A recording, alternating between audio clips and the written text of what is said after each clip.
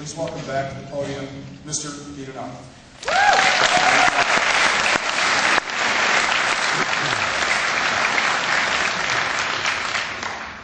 Thank you, Mr. Nanny, and if you don't stop that, I'm going to have to say I forgot my reading glasses.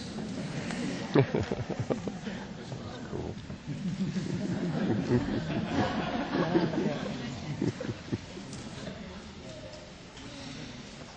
And now what a pleasure it is to introduce our valedictory scholar, who you have the pleasure this afternoon of having be addressed by her.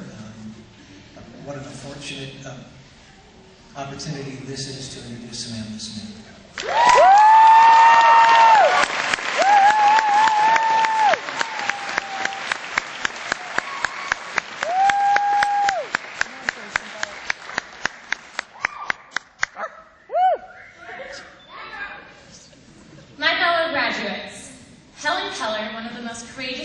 Of the 20th century, once said that life is either a daring adventure or nothing.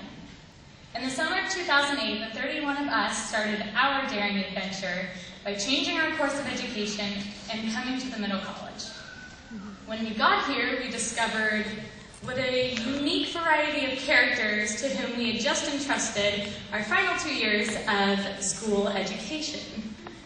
We spent our junior year accepting the fact that our principal was a big cheese, listening to Mr. D's detailed advice on life-changing, if somewhat tedious, college applications, being guided by Bev and Interact and smothered in her love, taking Marianne's advice and cupcakes that turned her teeth blue, and appreciating Dawn's patience as she routinely doled out parking passes to our parents.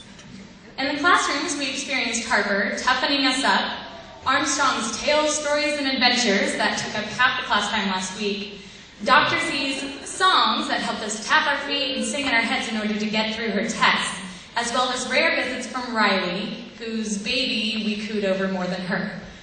As juniors, we recognized two things that made OCMC what it is.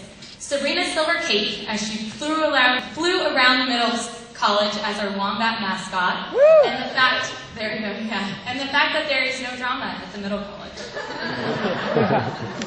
The ASB began our senior year with big dreams, and some might say we were unrealistic. But we said, shoot for the moon. Even if you miss, you'll land among the stars. With this mentality, we pushed through the months, continuing our recycling program, the tradition of awkward silences in house that we learned so well from last year's seniors, and our day of holiday activities celebrating the end of first semester. Returning from winter break, we were able to relax after the intensity of completing our college applications. We noticed the quad becoming gradually more deserted at break in favor of Harper's cozy classroom, and we passionately explained to visitors the definitions of the terms middle and early. Robotics had returned from Orlando with a broken robot, but their heads held high, with a year's worth of great experience under the guidance of Dr. Z, while our consortium team scrambled to educate our community about the importance of fresh water before journeying to South Carolina. We also experienced our fair share of stress. Mixed with senioritis, at times it was almost unbearable. We were once confined to the computer lab until we turned in all pictures and quotes to Maxine for this graduation. And 2 weeks ago, we cursed ourselves for not making an appointment with Armstrong prior to scrambling for lit points the night before portfolios were due. On May 13th, we dressed up and waited for what seemed like hours to squeeze 9 months of hard work and dedication into an 8-minute presentation. Through a year of senior project, we have learned that in our careers, it is vital to do what you love and to love what you do. We all know the saying that we need to stop and smell the roses, but we won't need to stop if we're holding the roses as we run through life. We wrapped up our year by traveling in the classiest means of transportation to our beautiful evening of our last prom.